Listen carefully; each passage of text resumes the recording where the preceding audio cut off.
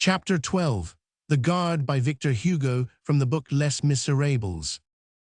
Everyone knows the rest. The eruption of a third army, the battle broken to pieces, 86 mouths of fire thundering simultaneously, Perch the first coming up with Bülow, Zieten's cavalry led by Blücher in person, the French driven back, Marcognit swept from the plateau of Ohain, Durat dislodged from Payplot, Donslot and Quiot retreating, Lobau caught on the flank, a fresh battle precipitating itself on our dismantled regiments at nightfall, the whole English line resuming the offensive and thrust forward, the gigantic breach made in the French army, the English grapeshot and the Prussian grapeshot aiding each other, the extermination, disaster in front, disaster on the flank, the Guard entering the line in the midst of this terrible crumbling of all things.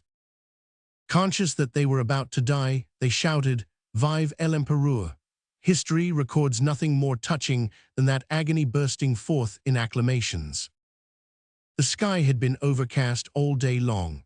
All of a sudden, at that very moment, it was 8 o'clock in the evening, the clouds on the horizon parted and allowed the grand and sinister glow of the setting sun to pass through athwart the elms on the Nivelles road. They had seen it rise at Austerlitz. Each battalion of the Guard was commanded by a general for this final catastrophe. Friant, Mitchell, Roget, Harlot, Mallet, Porret de Morvan were there. When the tall caps of the Grenadiers of the Guard, with their large plaques bearing the eagle, appeared, symmetrical in line, tranquil in the midst of that combat, the enemy felt a respect for France. They thought they beheld 20 victories entering the field of battle, with wings outspread, and those who were the conquerors, believing themselves to be vanquished, retreated. But Wellington shouted, "Up, Guards, and aim straight." The Red Regiment of English Guards, lying flat behind the hedges, sprang up. A cloud of grape-shot riddled the tricolored flag and whistled round our eagles.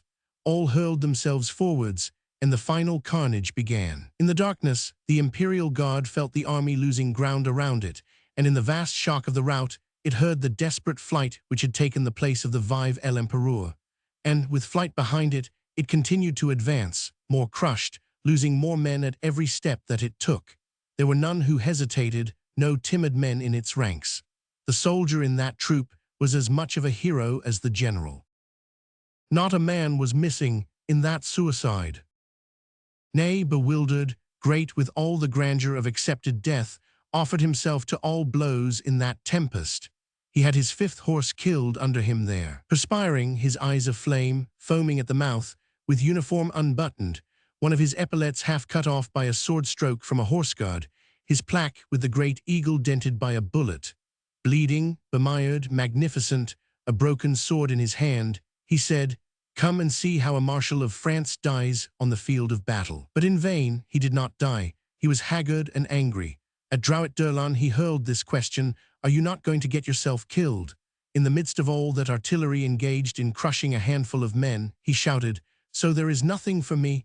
Oh, I should like to have all these English bullets enter my bowels. Unhappy man, thou wert reserved for French bullets."